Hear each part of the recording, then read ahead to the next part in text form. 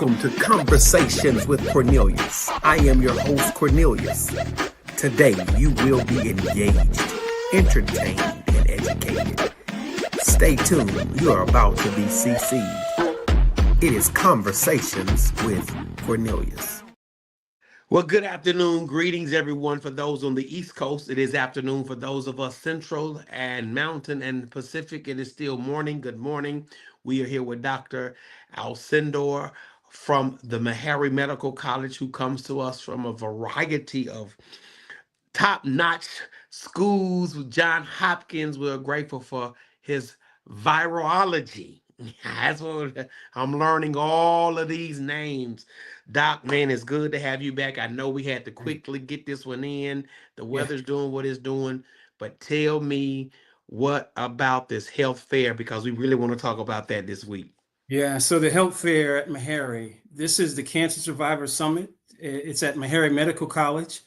This is an 18-year culmination this year in 2025 of a health survivor cancer program that we've had at Meharry for a long time now. And again, featuring basically health and wellness for cancer survivors, navigation through the more difficult things when it comes to a cancer diagnosis, and patient advocacy, as well as survivorship. And so we're pleased to have this at Meharry. And again, this would be our 19th year going back to the original days in Memphis. And we hope that we'll get a lot of people to come out. And so it'll be on April 26th at the Cal Turner Center on Meharry Medical College campus. It'll be from 10 a.m. to 2 p.m. And again, it's going to feature expert content speakers on a number of cancers that include breast, lung, colorectal cancer, cervical cancer, and prostate cancer, along with two other cancers that we're introducing this year, pancreatic cancer and cancers associated with alcohol abuse. And so a number of content experts will be there, but the people that steal the show is the cancer survivors. And they will come and talk about their experience, you know, the time that they had to deal with the initial diagnosis, and walk you through the progression of being a cancer survivor and all that comes with it. And so this is a difficult time for them. Some of them have been able to come up and talk about this in a community setting. And again, we're going to have this to be community centric. We want expert content speakers to limit the language because this will be a lay audience.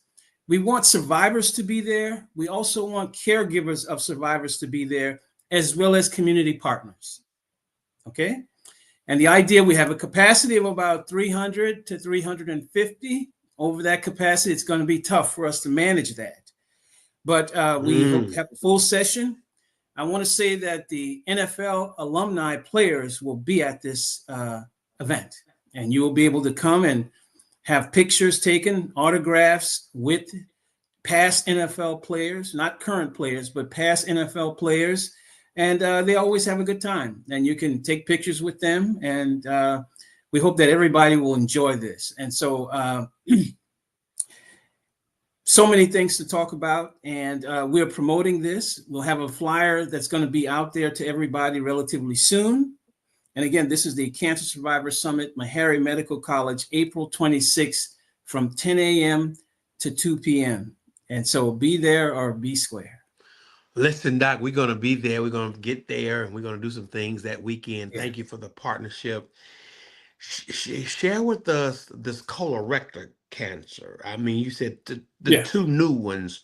Yeah. How the two new ones are pancreatic cancer. Okay, I'm sorry. Cancer associated with alcohol abuse. Okay, alcohol abuse. When we think about pancreatic cancer, it's relatively rare. However, some very famous people died of pancreatic cancer.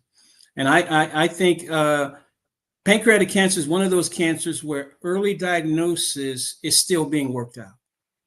Some of these other cancers, you can have good screening tools, but pancreatic cancer is very difficult. For example, colon cancer, you have the colonoscopy, which is a very effective screening tool.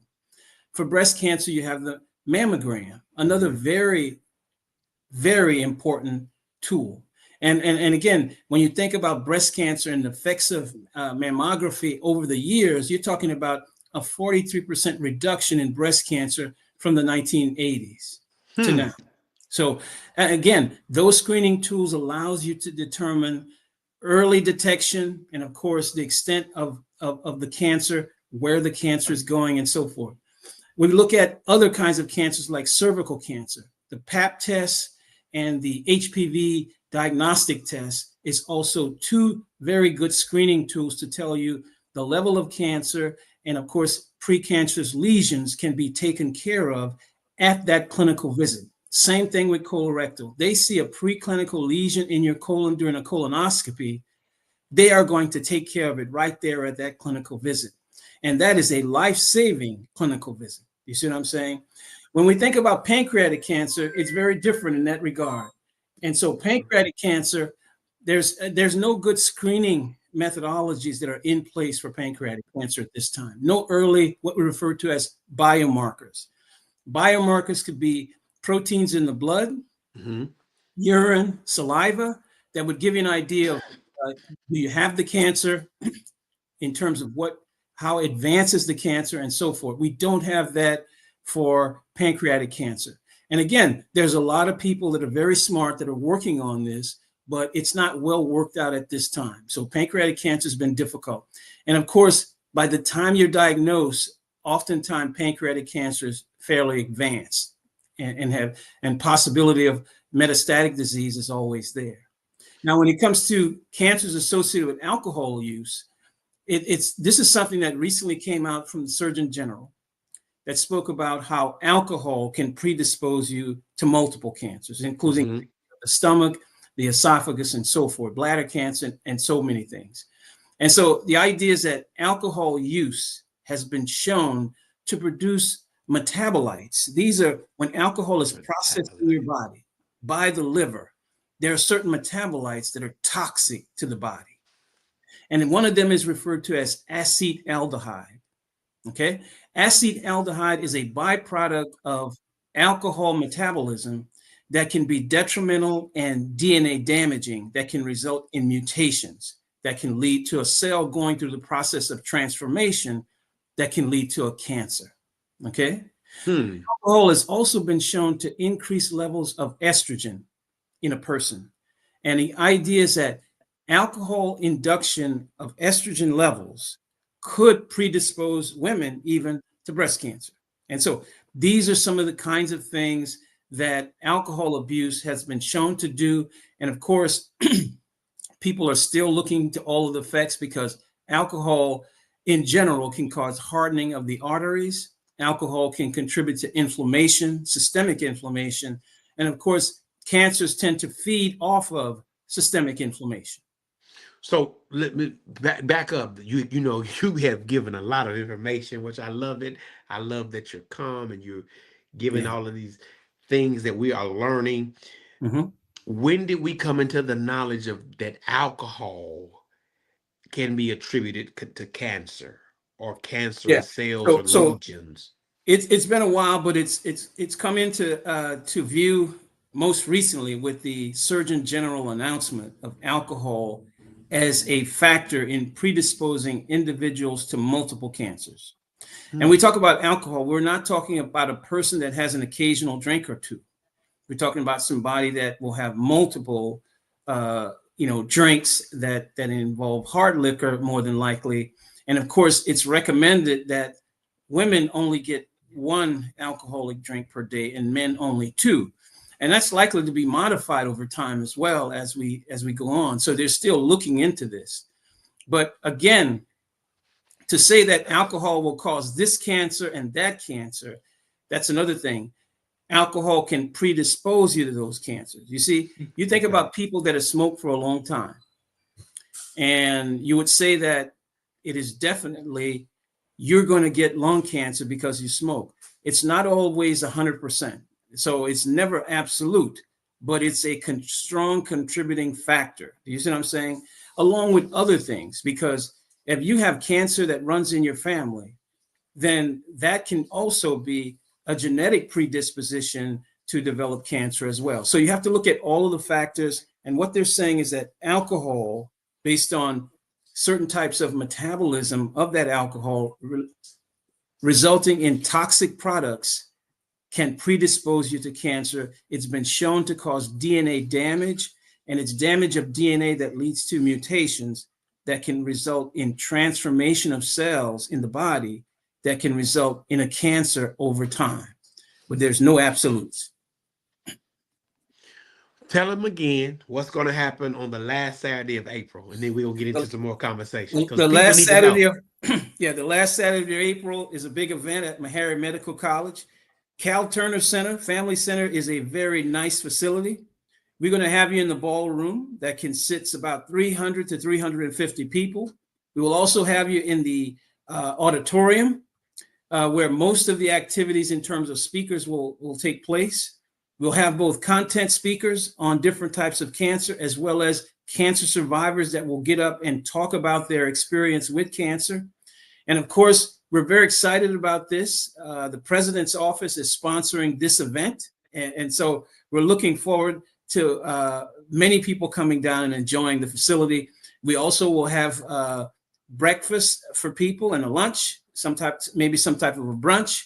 And we just hope to bring the community and just talk about cancer. And again, we'll have people there to deal with individuals that have been diagnosed with cancer or other things who don't have insurance. We think that insurance is the foundation of health, because without insurance, you're not likely to be able to see a primary care provider for your health and wellness. And so we have people there. We hope to have the Tennessee Justice Center there, who have lawyers for people that are struggling with battling with insurance companies to cover something that they have. And we'll have Humana and Centerpoint, Centerwell to be there as well. And again, to provide those people with information that will help them navigate getting insurance and the insurance they need to cover the conditions that they have. And again, like I said before, the NFL alumni players will be there. We'll have a number of vendors there as well. And I just want to say a shout out to those people that are cancer survivors that would like to participate in this event.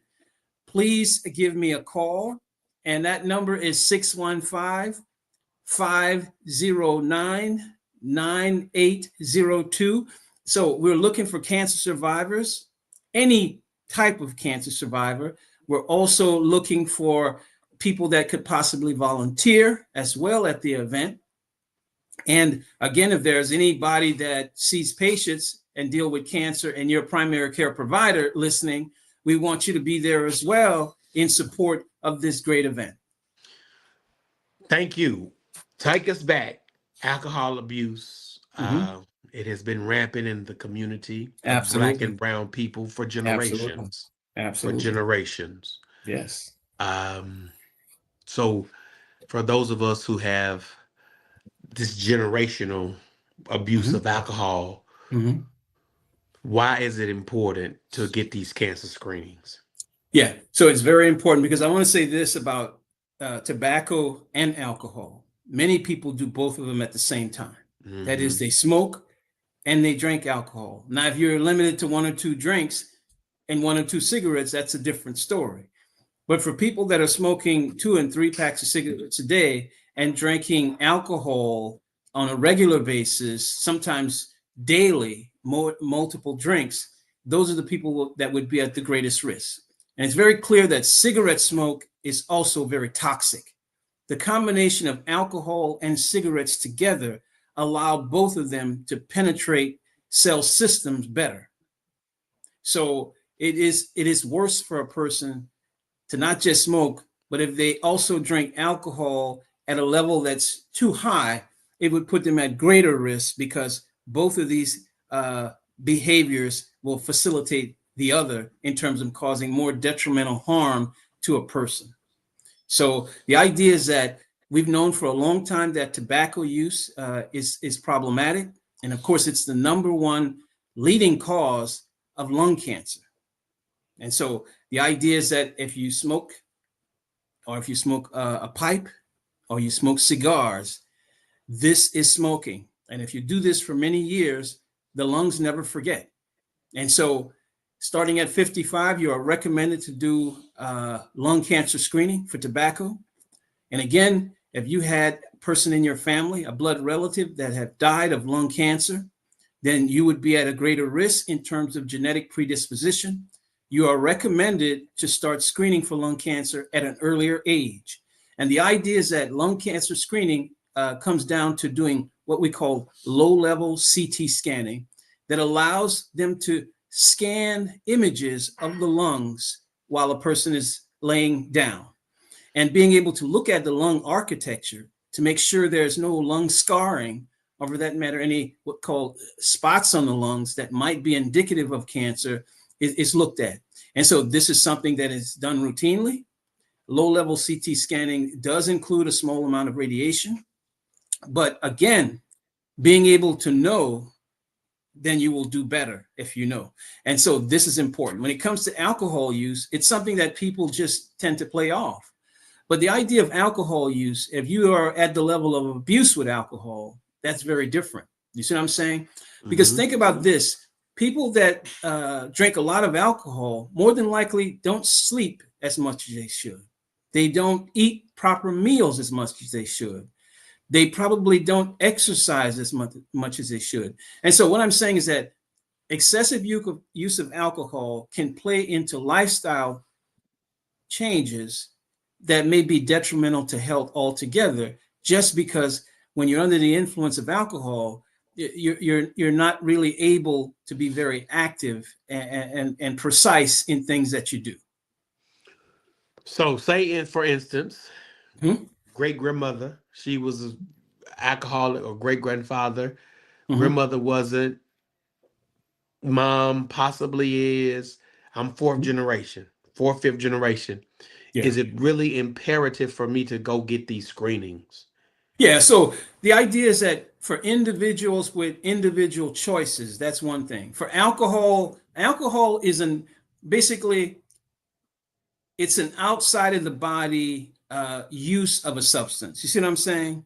And the idea is that it would carry no genetic predispositions. However, the tendency to drink may have some genetic components, meaning that if you start to drink around children at an early age in terms of heavy alcohol drinking, and at the same time you introduce these small children to alcohol at an early age, you can see that alcohol abuse might be in their future if they start to like alcohol at a very early age. And of course, with no restrictions on teenagers, you can see that this could get out of control and be problematic. But alcohol use would be a personal preference in terms of the genetic predisposition for a person to maybe go through depression and certain mental issues that might cause them more likely to drink. Then that would be very real. But again, the environment would have also a very important impact. If this person is around people that are drinking all the time, they're introduced to alcohol very early, and let's say they abuse alcohol and pass out and so forth, people don't recognize that they need help. You can see that this use of alcohol can continue to rise and be problematic. And if they never seek help for this, then yes, you can have drinkers and alcohol abusers within a family, as part of a family history that may not be genetically associated. So I'm learning more about cancer and those individuals' morbidities that we talked about last week. Yeah. Measles is back. Oh yeah. What's going on with measles? Talk to Yeah. us about, and then also COVID Mhm. long haulers, because that's Yeah. something we didn't really get to dive into Right. last time. Right. So talk to us about measles. What's going on? How did the measles get back on us? What happened? Well, the idea in 2000, the United States had a measles elimination status, meaning that measles was not out of control in very small pockets in the United States. And they give you elimination status when you achieve that as a country. So the United States was in good shape in 2000. After that, we saw some outbreaks of measles, about 5 or 6 outbreaks of measles that really turned things around. You saw Hasidic Jew populations in New York City have pockets of measles outbreaks. And then when you have a pocket, measles is so contagious. It's considered one of the most contagious infectious agents that we know. And what this virus does is that, and again, measles is caused by a morbillivirus. And this virus, what it does is that it looks for children that are unvaccinated. It looks for people that are unvaccinated. Now, most people have seen measles as children, and they've been exposed and had a live virus infection and recovered, okay? And when that happens, more than likely you are protected from measles for life. Now, in terms of children growing up, you can't get a measles shot until you're 12 months of age. Okay. And the only way you get a measles shot before 12 months of age is that there is consideration that the child will be in the close proximity to children that had the measles or measles outbreak in the area. Then they would go ahead and think about giving the child a measles shot before 12 months of age. The second measles shot, because measles is a 2-shot vaccination, you give it to children 4 to 6 years old. And so what you're looking at, the first measles shot will give them a protection of about 93%. The second shot will give them a protection approaching 97, 98%. And so this is something that's very important. Now, with these measles outbreaks most recently, what we find is that you have things like religious exemptions to vaccinations that actually cause these outbreaks to take place. So if you have certain religious groups that are opposed to vaccinations, what can happen is that measles can trickle into that community and cause an outbreak. What happens is that these children will then interact with other children or get outside of their local communities, and measles will find a niche. That is a small group of people that are unvaccinated that are going to and from other places. And that's how measles tends to take off. So again, we have to educate the public about measles and at the highest level, because we are starting to get misinformation that's at the highest level. When the highest level of authority, that is HHS, is telling people that vitamin A and cod liver oil and things like that can be used as an intervention for measles, then we have to step back and say, is this really science-based information? And so it turns out that some kids, where they hear this from an authoritative figure, they say that, it's all right to do. So parents that went out in Texas and gave their children, doses of vitamin A that probably was too much. Turns out these children, some of them had to be hospitalized for liver dysfunction. And so all I'm saying is that misinformation can lead to problems in the community that can be health threatening and even life threatening. So what's significant in those studies? Of course, the individuals didn't get the right treatment. Is there a correlation with all the vitamin K, B, C, cod liver oil to measles? So the idea is that the whole concept of vitamin A is part of the things that you do to try to help a person recover from measles, not as a treatment. You see, so that's very different. So the idea is that if you have an illness, palliative care to help you deal with that illness, like aspirin and things like that, and so forth, helps you deal with side effects from that illness. And so the vitamin A and these other vitamins, not so much as a treatment for measles, but palliative care to support recovery from measles. And I think that's where it's been lost in its understanding, is that these things are used as supportive care and not as an intervention for treatment. So when you're treating a virus infection, your immune system has to catch up and take care of it. That's one way to do it if you're naturally infected. But the best way to deal with measles is to be vaccinated and not get it in the first place. Now, saying that, It's not absolute. You're going to have a few people that are vaccinated that will still get measles, but more than likely, that bout of measles in that child or that person should be milder than a person that's unvaccinated.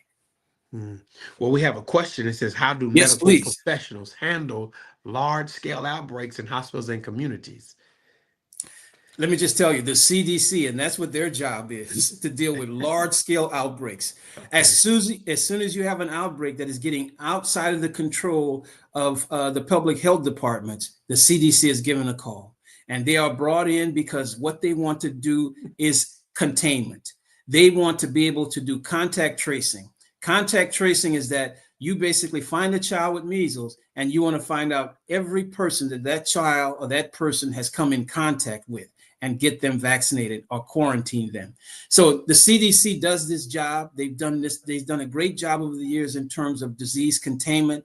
And of course, it's when it gets beyond public health, the CDC really needs to step in with their professionalism and, of course, their ability to cast a wide net in the community and catch those people that might be slipping through the cracks that could transmit infections to the larger population.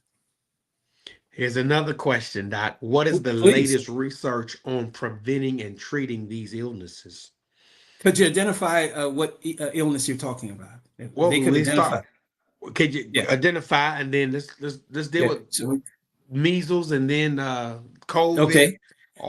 Okay. So let's start with measles. Let's start with measles. So the research has been there since the 1960s. Okay.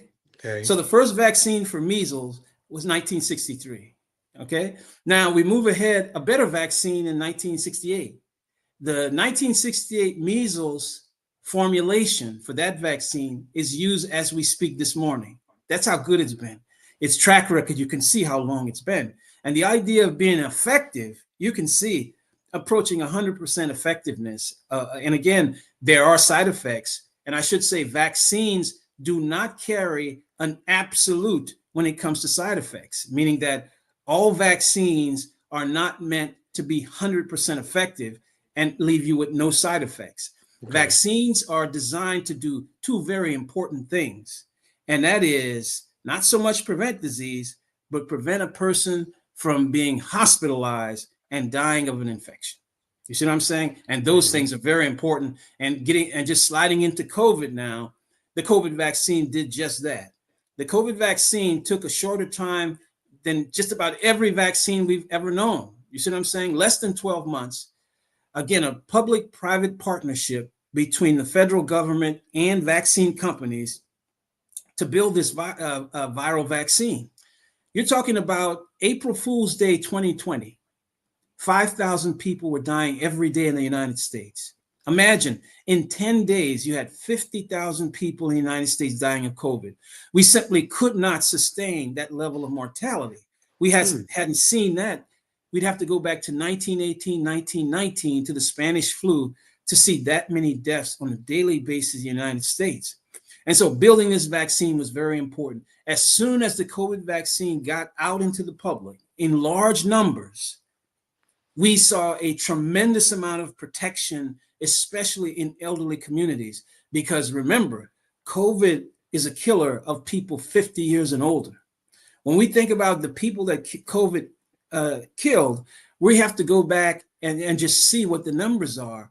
But again, for those people 50 years and older, you look at the COVID deaths, 95% of COVID deaths are people 50 years and older. Among young people, 0 to 18, we're talking about 3,500 COVID deaths, meaning that a grandmother that had pre-existing conditions could not handle COVID better than her 2-year-old grandson, just because he has a new immune system and he doesn't have comorbidities. You see what I'm saying? And his ability to repair his pulmonary epithelium is much better than grandmother. Another question was like, how can we as local communities work together to prevent the spread of infectious diseases? A great question, a really great question. The first thing is get your vaccinations. Get your vaccinations in terms of those transmittable diseases that can get into the population and spread and cause widespread infections. So childhood vaccinations have been around for a very long time. And again, it was the reason why children could attend school on a regular basis, because back in the day in the 1850s, children could not attend school on a regular basis. They were sick all the time, spreading sickness to their fellow classmates.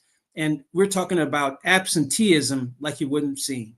When childhood vaccinations to go to public school was introduced, you saw a reduction in infections, and children were able to go to school on a regular basis as opposed to missing school because of infections. The other thing is that if your child is sick, that child needs to stay at home until they're better. Simple as that.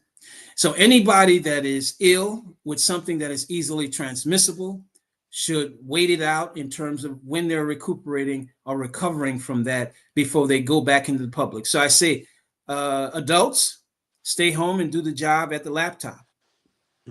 Children, watch cartoons today and take plenty of fluids and Tylenol. Take you know watch cartoons. Exactly.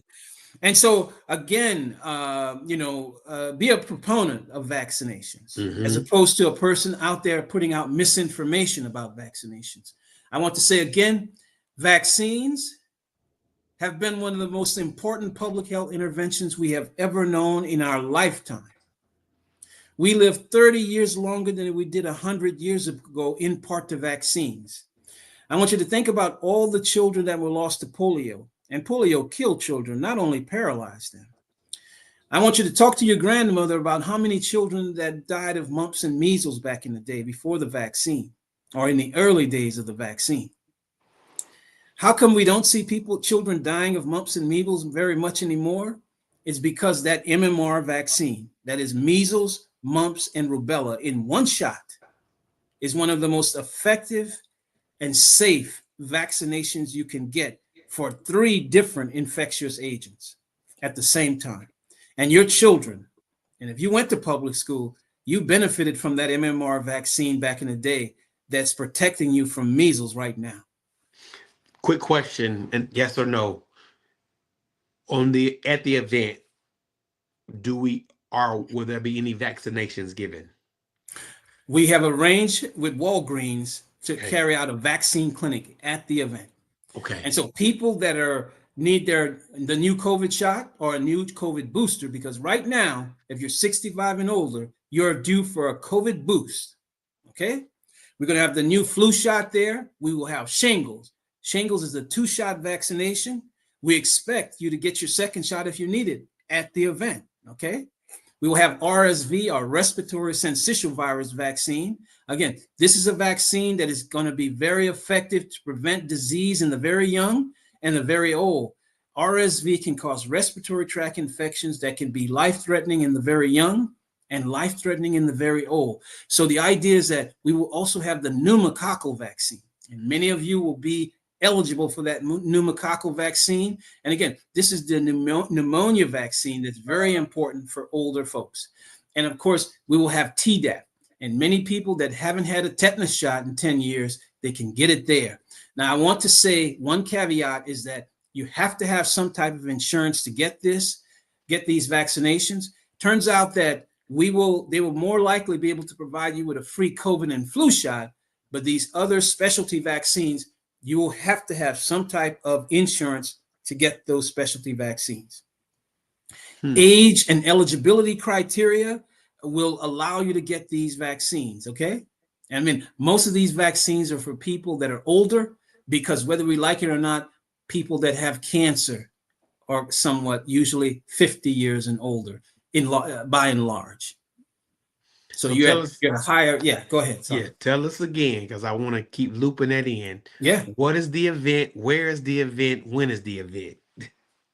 So the event is the Cancer Survivor Summit at Meharry Medical College 2025. It will be at the Cal Turner Center on Meharry Medical College campus. You won't be able to miss it. There will be parking available to everybody that show up. And we want to also stress that if you have people at your facility that want to come, please allow them to carpool and make it down to the Cal Turner Center with you. We also want to say that this will be on April the 26th. That is the Saturday after the Easter weekend at 10 a.m. to 2 p.m. there at Meharry Medical College. We will have a flyer out and we will disseminate that to many people. Again, we're looking for cancer survivors to be there. And some of those cancer survivors that want to talk about their journey with cancer, I would like them to call me at 615-509-9802. We want to hear their story. And again, we're going to have expert content when it comes to cancers. Again, we're looking at 7 different cancers: cancer of the cervix, colon, breast, prostate, and lung, along with pancreatic cancer and cancers associated with alcohol use. So we're very excited about this event. It'll be coming out of the president's office, and we'll have a nice meal for you to have. The NFL alumni will be there. You'll be able to get vaccines, information about insurance. There'll be multiple vendors there for giveaways. We're excited. We also will have gift cards for some folks that want to be cancer survivors that will get up there and talk about their story. Again, we're limiting that to about 10 people. So get to me quickly at 615-509-9802. Quick question. It says, is this event just for seasoned individuals or is it also for college students? Let the college students come on down. And the reason being is that college students are still learning about cancer. And the idea, this is a great place to learn about cancer in a short window with a concentrated effort just on cancer. And again, college students that want to come down and volunteer to help out at this event, please give us a call. And college students that are maybe caregivers for a cancer patient, we certainly want them to come on down. So college students, we wouldn't want, a whole lot of children there. You see what I'm saying? We want people 18 years and older to be at the. And again, we have a capacity of about 300 to 350. We'd like to fill that capacity. And of course, you'll have cancer experts talking at the podium. You'll also have cancer survivors at the podium as well. We will have other sessions within satellite rooms. And we'll have a satellite room in which the NFL will want 20 cancer survivors to be in a room for a question and answer session. We hope that some of the survivors that show up will participate in the NFL group session for cancer survivors. All right, Doc, they want that number one more time. 615-509-9802. Again, if you are a content speaker as a professional, call me. If you are a cancer survivor, call me. If you are 18 years old and older and want to participate in any way, including a volunteer, call me as well. So we're very excited about this. Here's another question just generated in my mind. What would you love to see the church/community, the partnership with you guys? What does that look like? So the faith-based community is essential to this happening, essential for this to really work. We know that a number of cancer survivors are represented in faith-based communities. We know that many of these people of faith, folks of faith, want to help others, and they want to be a part of that cancer survivor service that talks to people about the journey that they had with cancer. And again, the connections and just by volume, faith-based communities can do community engagement and outreach in ways that we simply cannot do with our own Meharry boots on the ground. Mm-hmm. And so we're looking forward to partner with faith-based communities. And I want to say to any faith-based community representative on this call, please call me at the number, again, 615-509-9802 for you to participate. And I would say to all the pastors, if you have people that are cancer survivors, along with cancer caregivers, and along with community members that want to come to this Cancer Survivor Summit, please say to them, this is an event that you need to attend. And we hope that the pastors will get involved, because we all know if the pastor on board, The congregation is going to be on board. And so we want the pastors on board. So tell them again, what date, where, and when. Yeah, it's going to be on April 26th. Loving it. It's going to be from 10 to 2 p.m. It's going to be at Meharry Medical College, Cal Turner Center. Okay, you put Cal Turner Center in your phone. You're going to get an address to get over there. And again, you want to get there early, and you want to stay until it's over. And again, the NFL will be there as well to take pictures and to greet you. You need a vaccine? That's another reason to come. You know what I'm saying? You want to meet vendors. You want to meet other people you haven't seen for a long time. You want to connect with other church members that you haven't seen for a long time. And I say, pastors, please show up yourself and give us, just a word if you have to. One of the things with our speakers is that we simply cannot let everybody speak for as long as they want. So we're limiting people to 10 minutes only and no more. And so we're telling that to our expert speakers, as well as our survivor speakers, that we have to limit the time of speaking, but we expect this to be a great event. But again, faith-based communities are essential for the success of this program. Question, COVID long haulers. What is it? Where did we get the phrase? And how are we treating it? Yeah. So the idea is that when COVID came through, it was in the early days of COVID. The viruses that are out there now are less likely to produce long COVID. But the ones we had early on were more aggressive, more infectious. And that's where you had a lot of people coming down with COVID. And of course, it's about 1 in 13 people will develop long COVID. Now, it turns out every time you get COVID, because many people have gotten COVID more than once, every time you get COVID, you have a chance of developing long COVID. Now, what people understood very early, the studies showed that people that were vaccinated were less likely to develop long COVID. That was clearly. And when I say vaccinated, I'm talking about all of those multiple boosts that people got. The more boosts you got, the less likely you will develop long COVID. Now, long COVID as defined would be COVID symptoms that linger beyond the time that the COVID virus is around in your system. So people would test negative for COVID, but still have COVID symptoms. And they said to say, why is that? And then they came up with this idea of COVID that lasted longer than your regular symptoms with COVID. So most people, after they have COVID, the symptoms go away. But about 1 in 13, they had COVID symptoms that continued, even though they were negative for the virus. So there was no clinical reason for them to have this, but they still had it. Now, these long COVID symptoms were just terrible. We're talking about as many as 200 different long COVID symptoms, including things like arrhythmias, heart issues, people that became hypertensive after not being hypertensive, fatigue that wouldn't allow you to get out of bed. And long COVID affected so many people, and it has been recognized by the Civil Disabilities Act to be a disability that a person can draw disability on. So Americans with Disability Act now sees long COVID as a disability, and a person can file for disability payments if they can go and have a doctor, diagnose them with long COVID.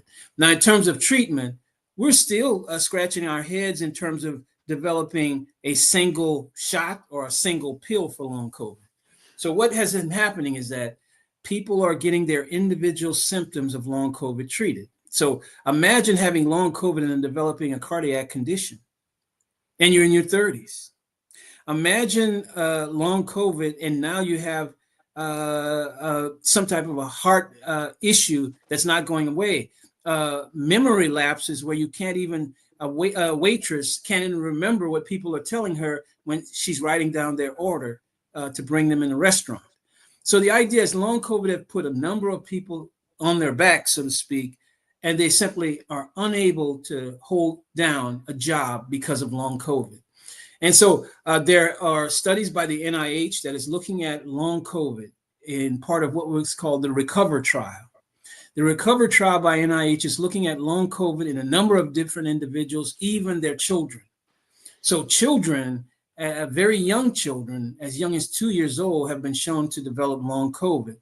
The sweet spot for long COVID is people that are about 35 to 50 years old that are usually develop long COVID, and traditionally they are female. And so long COVID is going to be with us for a while, because some people have had long COVID and they've simply have not been able to shake it.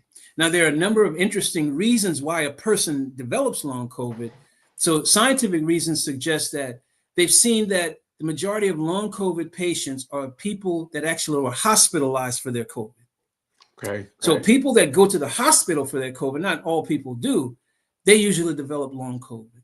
There's other things that predispose you to long COVID as well. People that have abnormal lab tests for certain blood markers oftentimes will develop long COVID. And again, people that are hypertensive, diabetes, kidney disease, hypertension, these kind of comorbidities, because you have comorbidities and you get COVID, you're more likely to go to the hospital. And of course, you're more likely to get long COVID. So again, some people have long COVID and they don't even know they have long COVID because they haven't been diagnosed. And the way to diagnose long COVID is not by a screening test, a blood test, or a urine test. Long COVID is really looked at by a multidisciplinary team of doctors, a cardiologist, a pulmonologist, a psychiatrist. It takes a team to really diagnose long COVID, because you usually have a myriad of symptoms. And I understand that these symptoms can come and go and be different on different days.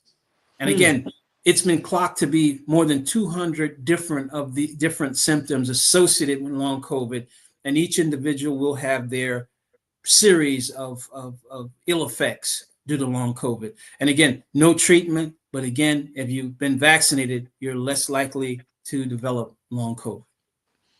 Man. And I should also say one last thing about long COVID, looking at the virus and not the person. It's believed that people that develop long COVID, the reasons may be that parts of the virus are still there in their system and not have been gotten rid of over time. You see what I'm saying?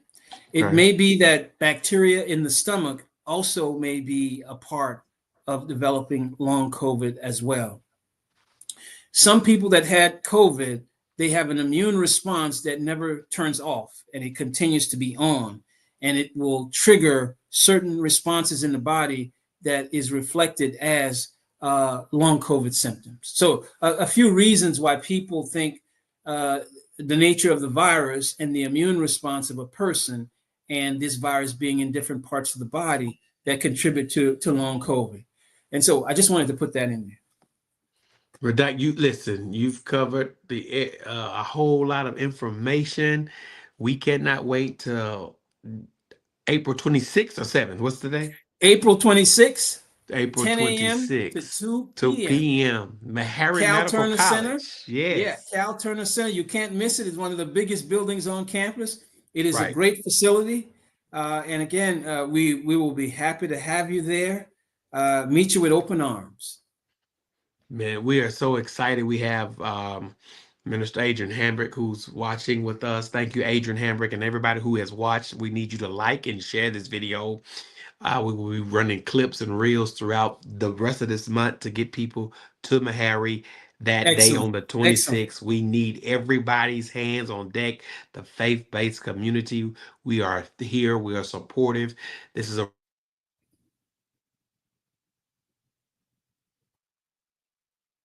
I lost you.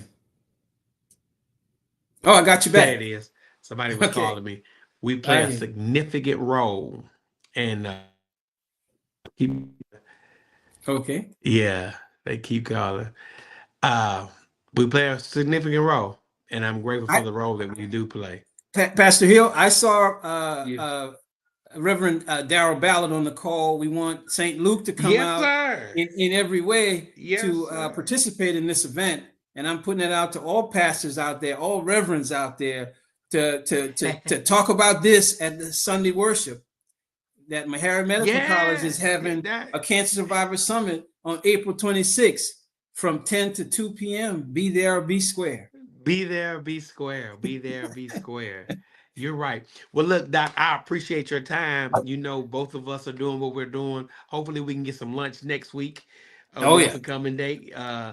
And we are grateful for the work that you are doing and have done and will continue to do. Could you just tell us briefly what you do and how you represent Meharry? Okay, that could be a talk by itself. Yeah. Look, 2 minutes. Yeah. Just tell us. So the idea is my training is molecular virology out of Johns Hopkins, and I had a great time coming to Meharry and still there having a great time. I am the director of research for the state of Tennessee SEAL program, and it was the original program designed by the NIH to bring COVID information and COVID testing and vaccines to underserved communities in Tennessee. And so we did that for 3 years, and we're starting our 4th year. I'm also the program director for the CEO Roundtable on Cancer at Meharry Medical College, which is sponsored through the SAS Corporation in Cary, North Carolina. And I sit on a number of different boards. I am the PI for the Cancer Survivor Summit that's going to happen on April 26th, and we hope and beyond, we expect to have this many years in the future. So I wear a lot of hats. I spend a lot of time on different boards. I'm on the American Lung Association COVID-19 Expert Advisory Committee. I'm on their advisory board as well.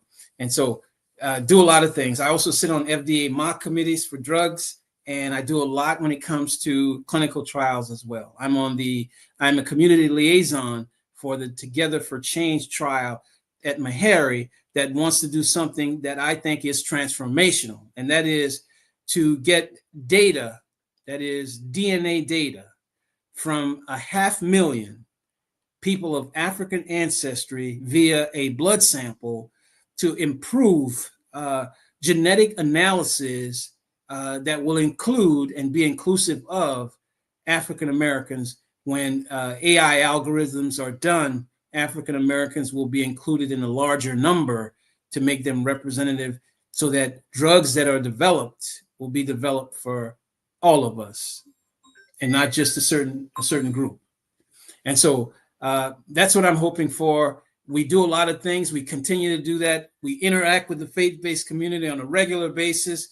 We are standard in terms of being at MDHA housing to support the community. We have our standard health fairs. We have the African Street Festival. We have the big event at St. Luke Church, Darrell Ballard's place every year, and we look forward to that as well. Well, listen, Doc, I thank you for your time. Thank you that everybody has chimed in. We have an event, we have a responsibility, and the scripture says, prosper and be in good health as your soul prospers. This is one of the ways the faith-based community can partner and connect with Meharry Medical College and science. I'll say that, science, so that we can live better, healthy, and more productive lives. Absolutely. Hey, y'all, thank you, Doc, for being with us. Thank everybody. Doc, we'll get together soon next week, man. I appreciate you. We getting out of here, y'all. And we'll see y'all. Tell them where to meet you again, Doc. What day? Meet me April 26th, Saturday, from 10 a.m. to 2 p.m. Meharry Medical College, Cal Turner Center. Parking is available.